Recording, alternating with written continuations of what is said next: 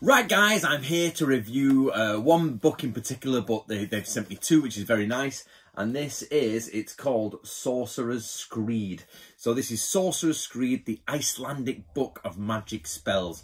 But the company have also sent me this one, which is Runes, the Icelandic book of, and it's hold on a minute, Futhark,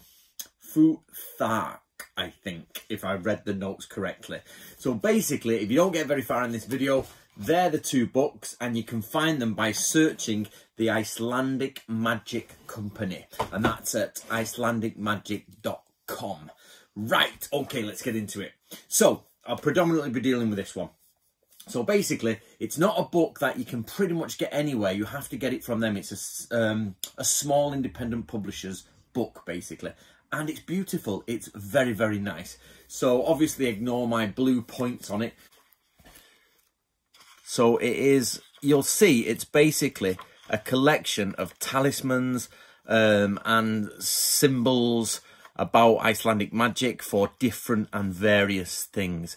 Now, this is where it gets a little bit on the strange side, because it was compiled in 1940, and it doesn't say how old the spells are. It doesn't say how far back they go, but it seems to have been compiled by a really crazy guy who was a bit of an anti-Christian and went around collecting what appears to be Icelandic magic, but I don't know how far it goes back. Okay, so it's in the sense that you don't read the book through. It's predominantly, each page is like that, but it has the runic script there, and then it has the translation. So occasionally you get quite a lot of text where and it explains, you know, the different sections. So all the images have been redone and revamped. But anyway, let me get on with it. So what I'm going to do is read you a few of these, or show you a few of these. Okay, so let's look at this one. Let's look at that there. This is called Sword. Inscribe this stave on I don't know what that is, but basically on X, and colour it with the blood from the nail of the thumb of your left hand and the little toe of your right foot. Wear it in the middle of the chest, and you will never be murdered by your enemy. Okay, so, you know, if you want to survive and not be killed by a sword-wielding Icelander. Right, okay, next one is, these are protections against evil spirits. So let's have a gander. Inscribe these on your tablet, basically, using sacramental wine mixed with human blood. Wear them underneath your clothing, and you will not be haunted by evil spirits. Okay, right, how about this one, a ghost one? A bit confused with that. It looks like a ghost with a sheet on. Not sure how old that one is. Carve this on scrub oak or Norwegian spruce, and you will see a ghost. So if you want to see ghosts, you will do that. Okay, here's one. This one here, guys, is how to, hold on a minute, raise the dead, exorcise evil spirits, or lay a ghost to rest, I think.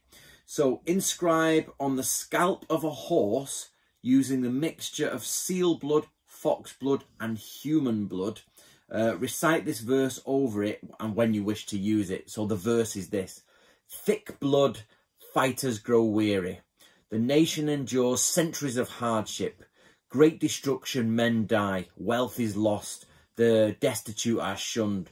Perilous ruin, the people dread. Storm upon storm, plagued by misery. Heavy remorse, relentless warfare, and evil stir haunts the world.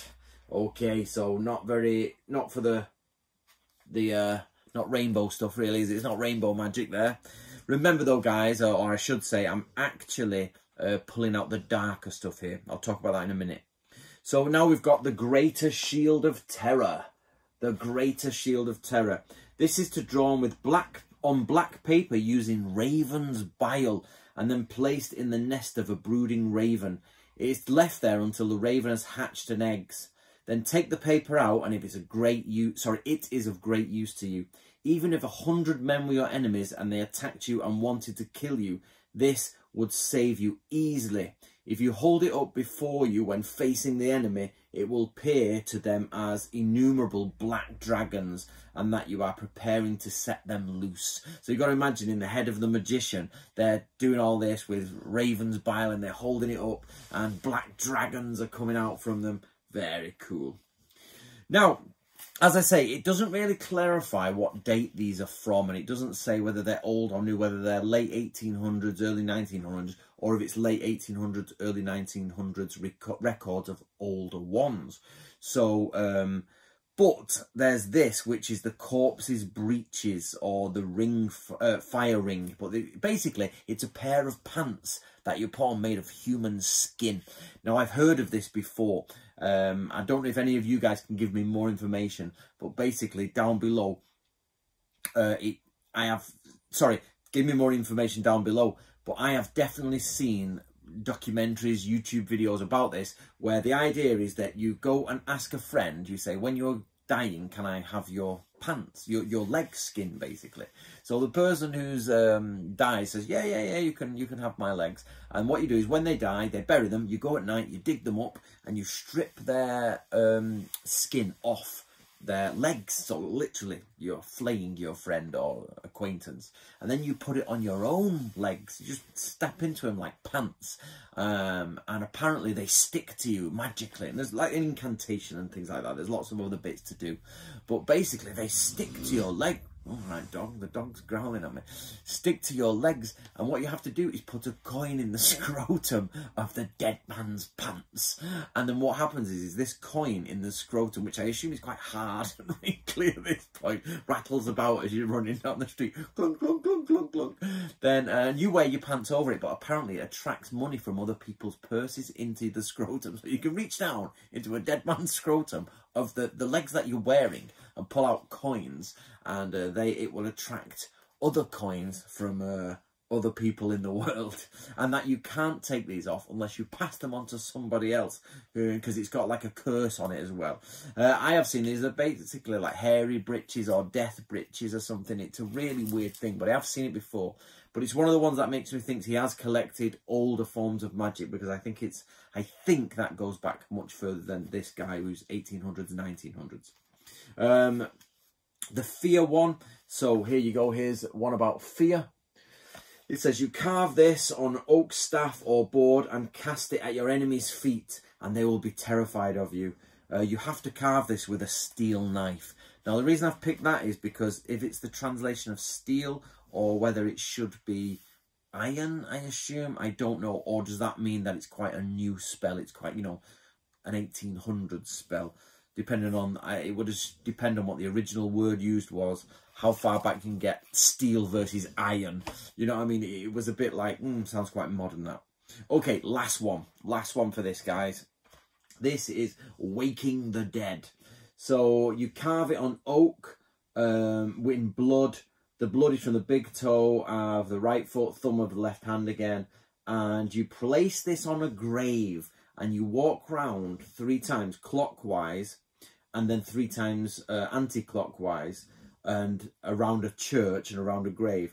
And you watch carefully, and the grave spouts like as you do it. So, and then as the ghost or the demon or the undead appears, you grip it by the throat. You literally, I'll have you squeeze tightly and hold fast until it says, let me go, let me go. So you're in a graveyard, you've been running around the church and the graves, this thing's pounced out of the ground, you've gripped it, you've got it, and you're going, arr, and you're like gripping the ghost is going, let me go, let me go. So, and then, hold on, you tell it what you want it to do, and if the ghost is to be animated, basically, it says use more robust method. So basically, you're gripping it and you're belting it. So it's like a corpse ghost, if you like. So I think that gives you an idea. Now, I've done only the dark stuff from this. There's actually lots of light stuff as well, and protection and health and everything. But I thought I'd stick to the darker side, just to give you a bit of a thing. So it does cover everything. So that is Sorcerers Screed, the Icelandic Book of Magic Spells by the Icelandic Magic Company, which is icelandicmagic.com. Now follow them on Instagram, and I assume they're on Facebook. Well, basically they're on social media. Now very quickly, I didn't ask for this, but they sent me another book which was wonderful. Now both of these are paperback, which I'm not massively a big fan of. However, you know, in the way the world is today, you've just got to be grateful for, you know, getting books out nowadays. But this is a gorgeous book. It's, how can I say, it's got black paper inside, which has like a silver. Look at that for gorgeous. So when it divides up the sections, it basically has this silver, and you can see little specks of silver, and it's got here the translation of the ancient runes. So what this is basically a book, and it's about ancient Scandinavian runes. Obviously it's Iceland, but the point is like the northern hemisphere, the northern Viking-esque areas. It's talking about the runes. Now again, this is not a book you can read all the way through. It's literally that rune, and it goes through each of the runes, and it gives you the explanation of what they are and what they do. And there are 3 sets of runes, and these are meant to be written onto bones or onto wood, and you throw them and you do divination through them. So it's more of one of those shelf books where you get it off and you're like, oh, I'd like to know about runes, you know, I need to know what this rune means, or I need to know what that rune means. However, I have to read in the introduction, they say the runes themselves are very, very old, like literally a few thousand years old, I think. They go back to at least 1,500 years, I think they were saying. However, they said that the actual tradition of bone throwing is lost now. They don't know what it is. So this is based on academic research, and they've gone into the words, the different variations and everything, and they've tried to put back together what the runes meant from an oracle point of view. So he talks about Roman writers. As I say, it's a couple of thousand years ago. Roman writers talk about how these people were using oracles, and they were throwing bones with strange symbols on them, and they say they are the runes, and they've been going for a long time. So what they've tried to do is reconstruct through academic works what the runes actually mean. How close they get it, I have no idea. I know nothing about runes. However, so basically, both books are not read all the way through. They are more books of collections of spells and divination tools. So very interesting for those people who like divination and who like all that. So there we go, guys. We've got Sorcerers Screed, the Icelandic Book of Magic Spells, with lots of cool images in. In fact, very quickly, guys, let me show you. By the way, at the beginning, it's got all the runes in alphabet. You can go through everything. You could actually use this, guys, for sort of like people who create games could use it. People who want to create codes and sort of magic writing, if you like, almost like angelic writing. It's got pages of this stuff.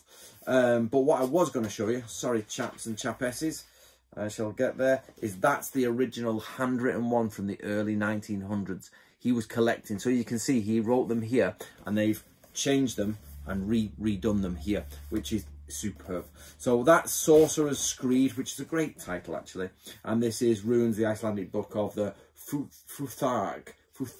Apparently this random P is meant to be a TH sound, so I'm not great at languages, but there you go. So anyway, guys, look up the Icelandic Magic Company. At least, even if you're not mega interested in that, buying them, at least follow them on Instagram and on other, you know, social media, so and see what they're up to and see what they do. And of course, visit their website, which is icelandicmagic.com. Okay, guys, I hope you enjoyed that. I normally do Japanese things, but I requested these to do this review, and because I would like a copy of them, and I'm very happy to have a copy in my library now. So if I ever need to know anything about runes or Icelandic magic spells, just in case I need to grip a ghost in the middle of the night and tell it to go and do something, I don't know, there's lots of things I could possibly tell it to go do, then I've got the technology to do it.